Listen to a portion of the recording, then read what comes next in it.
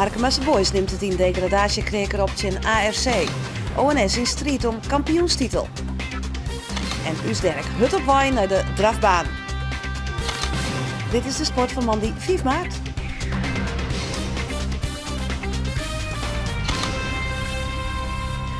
Goeien en welkom bij Bobbeslag. Voetbal, Usderk en ik nog omtinken van kworbal. Want in de haatklasse is het spannend. Voor LDODK wie het de wedstrijd van het seizoen. In strijd om het kampioenschap zijn koprenner Vada. Maar eerst voetbal. Harkemasse Boys moesten dit weekend opnemen met zijn ARC uit Alphen aan de Rijn. Dat is de nummerlijst in de topklasse. Het zit onderin allegear heel dicht bij elkaar. Dit is de stand. Op het 12e plak SVZW met 15 punten uit 19 spelen wedstrijden. Harkemasse Boys had ik 15 punten, maar een wedstrijd meer spelen. Montfoort ik 15 punten, maar uit 21 wedstrijden. Dan Barendrecht en de hekkensluiter is ARC. De onderste treien degraderen streekrecht, de nummer 13 speelt na-competitie. Een echte degradatietopper. Harkemasse Boys zijn ARC. Bert Hollander en Robert Herder. Ze hebben de nederige kopzwargen vooral in deze degradatiekreker. 4 basisspelers binnen net bij vanwege een schorsing. Tel daarbij op de blessure van de laatste onweest Romano Denneboom. En je begrijpen de zwierigheden. Hij is er wel, Oebeles Kokker. Maar het eerste gevaar in de wedstrijd. Prima redding van Aaron Balk. Een wedstrijd die met dreig op gang komt. We noteren de 22e minuut. Vrije trap van Ortega. Bergman springt heger als een chinstander. Maar dan het schot van Kurbegovic. De debutant onder kont van ARC. Griep gelijk naar zijn hamstring. En kin ik net verder. Vervelend voor hem, vervelend voor ARC. Want in de paar minuten dat Kurbegovic mooi dien had hij zien litten dat er aardig voetballen kan. En dan komt ARC weer. Maar de baas binnen terug op Vermeulen. Grote mogelijkheid voor Vermeulen. Die binnen terug bij Koster. Dat is terug een grote mogelijkheid. Schokker. De combinatie met Bishop. Draait naar zijn rechter. Daar werd nog van richting verloren. Maar de bal zielt oer de goal heen. Van der Wij. Knappe paas met de boetekont op Bakuna. Eentje Bakuna en het schot. En een prima redding van de doelman van ARC, Aaron Balk. Knappe onvolgende actie van Johnson Bakuna. Vellinga let net op. Goeie interceptie van Vermeulen oppassen nou. En dan gaat Vermeulen oer de knibbel bij Jordi van Wijk. En zij het skiet zocht de Roelof Luigen een vrije trap. En die wordt naam terug Ortega. Wat scheelt het? Rakelings jonkende peel van doelman Jacob de Vries. Bakuna. Zijn vastzet wordt Ruud Helle. Maar hij krijgt een herkansing. Weer Johnson Bakuna. Bishop. Als dit geen boeten spullen is voor Oebeles Kokker, dan moet dit hem toch wezen. Oebeles Kokker van Bunderen voor de goal. Maar wat doet hij dat dan fraai? Oebeles Kokker in de zon, 60e minuut. Is het de 0-1 voor Harkemasse Boys. Kijk, een prima paas van achteruit van Harvey Bishop. Bij ARC denkt men om boetenspul, maar Kokker met trogingen. En dan bloot er heel cool. 1-9 met doelman Balk. Geweldige sleepbeweging. En Sa noteert Oebeles Kokker alweer zien of de doelpunt van dit seizoen. En het is een hele belangrijke. Van Maarseveen. Labots. Lange bal naar Vermeulen. Vermeulen rekt die bal net goed. Het bloot vanzelfs vol oppassen van Harkemasse Boys. Van Maarseveen. Oh, levert in bij Skokker. Vrij aan de linkerkant is dat Bakuna. Bakuna maar het doelpunt. Het laatste tikje is van Bunderen. 0-2. Het is de beslissing in de 83e minuut. De 0-2 trog Rob van Bunderen. Cadeautje voor zelfs een flater achterin. De stekpaas dan van Oebeles Kokker op Johnson Bakuna. En het laatste tikje trog van Bunderen. In een moeizame wedstrijd pakt Harkemasse Boys uiteindelijk toch de 3 hele belangrijke punten in de strijdje degradatie. En bij ARC is het besef doordrongen dat het avontuur in de topklasse dat zo goed als dien is. Maar eindelijk werd een oerwinning voor Harkemasse Boys. Het wie misschien net mooi, maar bij degradatievoetbal gaat het om de punten. Dat vind ik de man van de 1-0, Oebeles Kokker. Ik denk dat je goed blij mee was dat je in ARC moet. Nou, en bijvoorbeeld net in IC Meervolle winnen van de topploeg. En ik denk dat dat goed een voordeel weer. En ja, en dan komt het dan goed. Ja, dan komt het goed. Want ja, let één ding duidelijk wezen. Degradatievoetbal, het hoeft net mooi te wezen als je de punten maar pakken. Ja, dat is op dit moment het belangrijkste. Hè, en dat ben ik wel nou kwam wel bewust. Hè, dat het net alleen maar mooi met op dit moment, maar ik effectief. Maar kind Harkemasse Boys eigenlijk wel degradatievoetbal spelen? Nou ja, het is een omschakeling. Hè, Is je wel matten? Ja, je hebt geen keus nou. De stand dan. Boppien giet tussen Rijnsburgse Boys en Spakenburg. Het verschil tussen de beide ploegen is maar 1 punt. Onderin bleef het heel spannend. Harkemasse Boys nou op het veilige 12e plak. Na je weekend nemen ze het op in de thuiswedstrijd tegen Lisse. Cambuur had de eerste oefening van 2012 te pakken. Vreed waard mij 4 won van Volendam. In de eerste helft valt maar 1 goal en die wordt makkelijk terug Melvin de Leeuw. Prima actie, goed schot, 1-0 van Cambuur. Maar krijgt na het skoft een tjenvaller. Ahahoui komt helemaal vrij en bloedt restig, 1-1. Maar Cambuur liet het er net bij zitten. Bob Schepers, prima actie, knappe vastzet en dan een kunstig hakje van Charles Dissels. 2-1 voor de Leauters. En dan dit, een volslaan verkeerde vromspeelbal bij Volendam. Sammer in de voeten bij Mark de Vries. En die werd er wel weer mooi. Prachtig wibberke, 3-1. En het slotakkoord is voor debutant Marco van der Heijden. Lang uitskekelen door een liesblessure, maar hij bekroont zijn debuut met een goal. 4-1. Ja, heerlijk. Ik heb er lang op moeten wachten. Dus we zijn al in maat en het waren mijn eerste speelminuten. Maar als je dan meteen mag scoren, dat is echt heerlijk. Ja. Echt heerlijk. Jongens speelt het Cambuur alweer, dan is het zijn concurrent Dordrecht. De voetballers van ONS uit Snits doggen nog volop mee voor het kampioenschap in de haatklasse. De Snitsers steen tredde, sneus hier er een kreker op het programma. Het zijn koprenner WHC uit Wezep. Het gat tussen de nummer 1 WHC en de nummer 3 ONS is 6 punten. En dan had ONS ook nog een wedstrijd te goed. Eerder dit seizoen verleer ONS thuis maar 4-1 en omdat te staan ons vermoeden, kanslezen bij ONS doet absoluut net.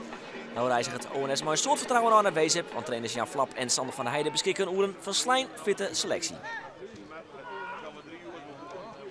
Min fotkop meer van Leo de Wacht, alle de Boer. Komt hem ook net heel goed vod. En dan het schot. Aan een sectie medegebied, rocht in de kruising, maar keeper Allegeert de Vries shot dat het schot van Kadag jonken gaat. Zettelburg bij Draganovic. Net een hele goede paas, maar alle de Boer trapje Sabro de bal in. Dan komt die bal voor. En er is dan na een kwartierspel in de 1-0. Het doelpunt van Denis Mamudov.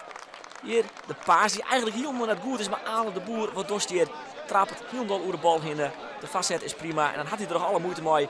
Maar hij gaat in de kruising het doelpunt. De afspits van AGOV Mamudov. 1-0 de vastsprong van WHC. Dat is onnauta een rommelige wedstrijd. Dit is de perend van de wedstrijd. Geertsma had hier een fantastische vastzet in gedachten. En ik gaat hopeloos oer de goal heen. WHC vol wat beter in de eerste helft, maar ONS krijgt toch nog een aardige mogelijkheid hier. Maar Chris de Wacht en de spits Jurien Bos, die alle 2 onder de bal trok in. Dus ik heb die kans verlen. Al de tweede helft. Hier een aardige mogelijkheid voor de spits van ONS, Jurien Bos. Hij verwacht die bal net heel dal. En dus ik heb die kans verlen. De ploeg van Jan Eversen, de trainer van Heerenveen. Zodat zijn ploeg met 1-0 vastzit. Bio Broeksma zit er hier goed tussen. Aardige combinatie hier. Dit is ik een vrije paas van Jurien Bos op Martijn Rozenburg. Die dan uit Helikin. Aardig schot. En dan gaat de keeper van WSC het nog aardig dreig maar dit schot van Martijn Rozenburg. ONS de tweede helft beter, maar de grootste kansen binnen toch van WSC. Zelfs deze bij gelijk ik weer. Ale de Boer zit net in de wedstrijd. Jouw deze kans om Kadag. Maar die shit hopeloos over de goal heen. Mamudov. Mooie in 2, mooi potkamp. Dit dan ik 2 maal voorbij, daar kan hij de 2-0 matchje. Zo, goede redding daar van keeper van ONS, Allegeert de Vries. Dan zitten we 4 in de blessuretijd. WSC, op de peel hier. Jolf Stol. Die bal is nog net vod. Het werd het 16 meter gebied inbracht. Minder voorzet. Maar nog heel tijd is die bal net vod. Sonny Bos brengt hem dan weer het 16 meter gebied in. Oerelsen niet hinnen. Wordt dan weer ombracht. Mamudov dan voor de beslissende goal. Nee, weg in doelpunt. 2 keer op de peel binnen 20 seconden. Dat is een hele prestatie. Maar WSC scoort net. En ONS krijgt dan toch nog een kans. 4 in blessuretijd. Lange bal. Chris de Wacht zit voorin. Gerommel maar Jurien Bos. Komt uiteindelijk daarbij Curti González en die kan nog goed hellen. Maar echt een hele grote kans wordt het net. En het wie vond ik de laatste kans van deze wedstrijd. WHC wint met het minimale verschil. Maar vergrut het got maar ONS wol naar 9 punten. Op dit moment, zoals we er nu voor staan, in deze wedstrijd winnen we net goed genoeg. Dan moet je nog zeggen dat je dus definitief afjekken binnen van het kampioenschap. Nee, dat vind ik wel iets heel anders. Ja? Ja, nee, maar ik zeg duidelijk op dit moment. Nou, in deze klasse is het al een grote tombola, dus ik bedoel dat is afwachten. Maar normaal gesproken dan haal je dit niet meer in. Ik bedoel, daar moet je eerlijk in wezen. Wij moeten ons nu gewoon richten op een goede tweede, derde plaats in de ranglijst. En dan hebben we in ieder geval na competitie. Verleden jaar zijn we vierde geworden in de ranglijst. Dat hadden we helemaal niks.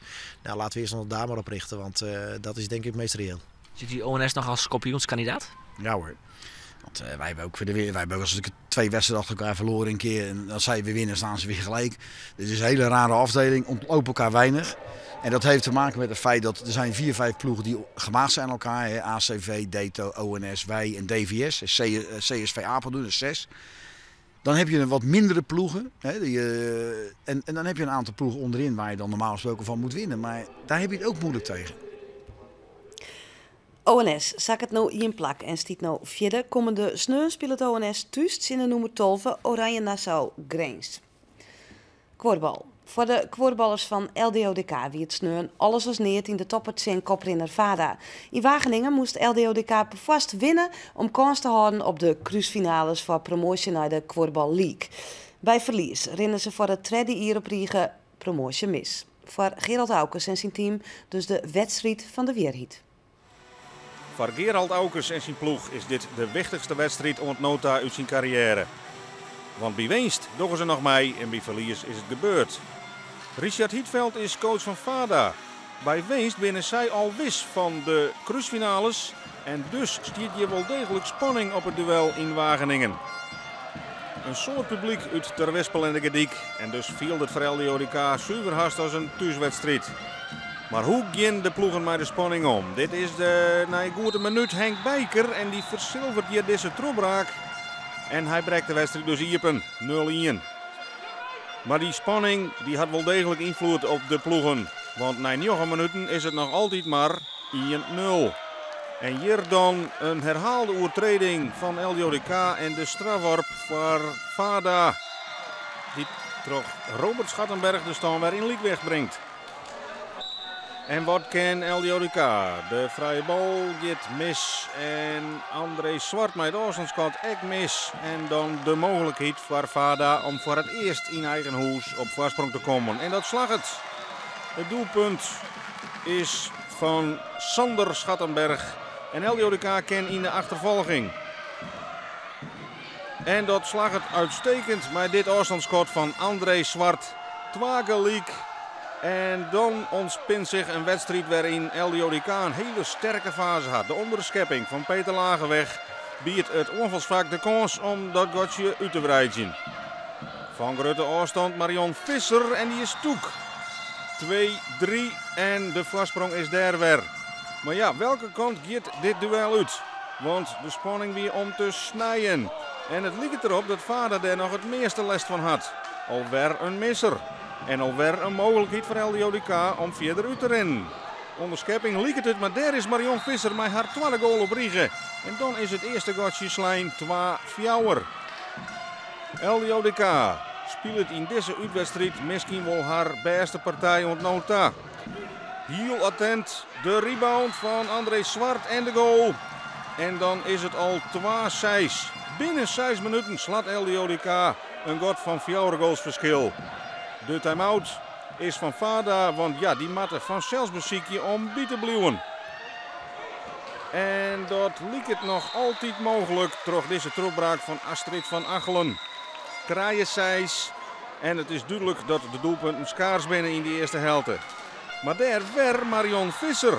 Een hele wichtige treffer, want zij brengt het verschil naar 5 punten. 4-9. En dan had Vader toch wel een beste tik krijgen in eigen huis. Ze hebben nog maar 1 keer verlend dit seizoen. En nu dreigt het een tweede nederlaag. Hier wel de treffer van Rutger Sloothaak, de invaller, want er is al wisselen bij Vada. Maar daar is het antwoord van Sita Bijker. Met 2 goals op Riege tilt zij de rest aan naar 6-11. En dan wordt het toch wel een beetje stil in Wageningen in het blauw-witte vak. Kan LDO dat niveau beet horen? Want dat is vanzelfs de grote vraag. Nou, het lijkt erop, want Erwin Zwart ziet het misschien net heel lekker in de wedstrijd, maar benut deze kans prima. En het verschil is zo'n goals. En dan blijkt ook de kracht van LDODK, want ondanks de score van Pieter van der Giesen is het LDODK wordt direct daarop antwoordt. Peter Lagerweg en dan is het weer zo'n. LDODK rent uit naar een verschil van 10 goals in die slotfase. Trekt je 23 en alles is in één weer mogelijk. Ik denk dat we hier wel echt een uitstekende wedstrijd spelen. En vanaf het begin aan volledig druk, jong. Verdedigend. Hun hoofdaanval is er toch uitschakelen. En aanvallend gewoon goed en degelijk deel zetten. Daar win je de wedstrijd gewoon goed op. Je hebt een team. Ja, daarom hebben we het gewonnen. Ja, alleen nog red je het net, dat hebben we het gewoon geel tegen ik zoen. En dan hebben we van leer, dat hebben we mij om en dan stien we in mij zijn aan en dan zetten we dit deel. Had je zelf hier komen, eigenlijk al voor het treden hier op Rieden. Stem dan net een keer te popelen in om dat extra stapje omheen te doen? Ja, dat is het doel. En het is mogelijk. Maar ja, dan moeten we gewoon dit niveau vasthouden. Dan gaan we toch challenge dat we er misschien wel aan tap binnen. Nou, na 3 hier was zelfs zij, dus dan denk ik dat we dat ook wel binnen. Ja. Er staan dan maar nog 1 wedstrijd te gaan, stiet LDODK nou tweede. Ze binnen VADA voorbij op basis van het betere onderlinge resultaat. Bij winst op SCO Sneun op de Griek is LDODK wis van een plak bij de beste 2 ploegen. Koprinner Ovo speelt dan thuis in VADA om het oren kruisfinale plak. Hast de Hielebandploeg van Jillet Anema had hem juist geplaatst voor het WK afstanden op de Wraadbekerwedstrijden dit weekend in Tialf. Wisten de 3 Molly van de marathonploeg hadden te plaatsen voor de 10 kilometer. Het binnen Jorrit Bergsma van Oudenboorn, Bob de Vries van de Houlen en de orenbamrieder Bob de Jong is ek van de partij. En ik 3 vrouwen uit Friesland rieden op het WK. Marit Leenstra van Wiekel had haar plaatst voor de 1500 meter. Margot Boer van Kwaaijen Geriep had haar plaatst op de 500 meter. En Irene Wust komt uit op de 1000 en 1500 meter. Zij wen het op het Jereveen. Bij de finales van de Wraadbeker na week in Berlijn kunnen nog meer startbewijzen voor het WK afstand verzinnen worden. De winterdagen binnen weer voorbij en dus kan Usderk de training weer volledig oppakken. De bedoeling is dat hij hem dit hier kwalificeert om echt de baan op te maaien. Zijn sprintconditie moet erom zal stadig gewoon op peil gebracht worden. Daar wordt op dit stuit dan ik het om werken. Mooi. Hey Arjen. God jongens, maar nou zien wat er voor Dirk binnenkamer is. Jong, dan valt er in elk geval in de prijzen. Maar kan Dirk zelf wel eens de baan op? Dan kan hij zelf prijzen winnen. Nou, ik had het dit weekend even west en hij zit aardig op schema. Het begint al echt een draver te worden.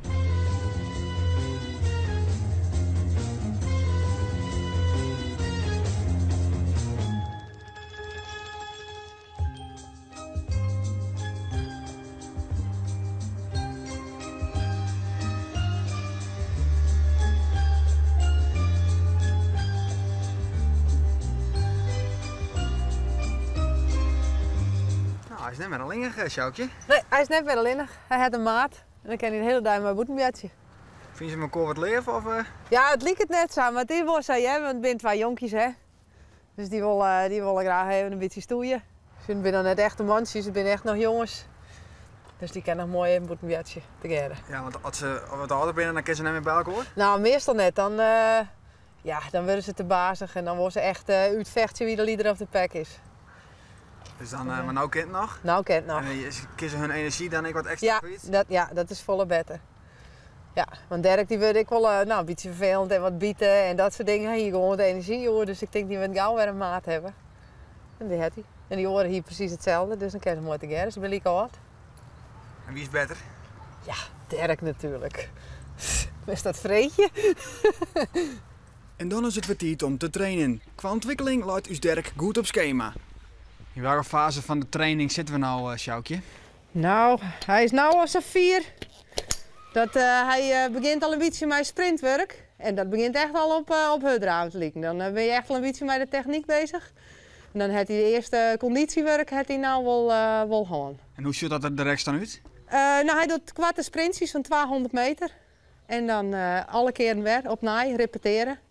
En oefen je. Dat zijn kwarte prikkeltjes voor hem. En wat had er bij zijn achterste voeten? Dat zijn beschermers eigenlijk. Achterkamasten nemen we dat. En dat zijn beschermers. Want ja, het zijn jonge hinders en ze moeten het nog leren. En als ze het leren moeten, ja, dan maakt ze natuurlijk ook wel eens een foutje mee. En een foutje voor een hutdraver is natuurlijk galopperen. En als ze galopperen, ja, als het goed is dat net een gewone manier van gaan voor hun. En dan willen ze wel eens ergens krijg even Chinan skaaien. Dus dan hebben we daar beschermers voor.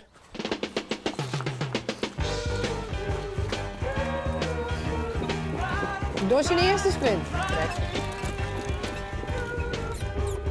Maar het gaat eerst nog net heel goed. Nou, dat vind ik helemaal niet leuk. Kom op. Foutje.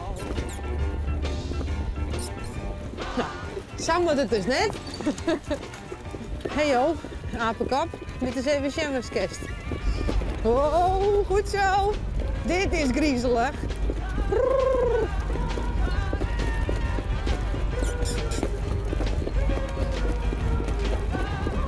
Oh. Nou zit er wel aardig gang in, hè? Ja, er zit wel aardig gang in.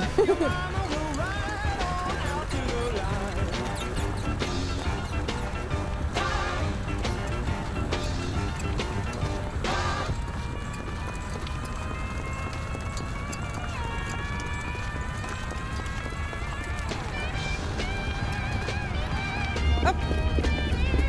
Hop. Goed zo. Ja, gewoon goed. Wat vond je ervan? Ja, zeg er mooi uit. Zeg er mooi uit, hè? Ja, er komt een soort gang in. Ja. Ja. Netjes. Ja. Nou, dit moet hij dan naast normaal doen en dan kan we koersen. Nou, een douche, dat had er wel verzinnen. Het die mocht je even onder de douche. Even het zweet eraf. Ja, ze zweten natuurlijk om het lichaam weer op temperatuur te krijgen. Dus dan is het eigenlijk beter om met koud water te douchen. Maar ik doe het met lijwater, want ik hou zelf ook net van een koude douche. Ze doet mooi met lijwater.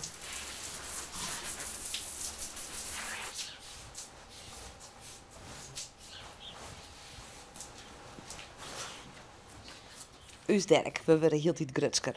Ontzafie de sport van deze man die 5 maart. Toonzie, dan ben we er weer met het Boppenslag Café. Dan te gast de verneemde advocatentwalling Wim en Hans Anker. Haar een passie voor de sport in het algemeen en het voetbal van Sportclub Heerenveen is het thema. En nou dadelijk, kies jij naar het Nijse Joet een heel noffelijke joen te wensen. Doeg!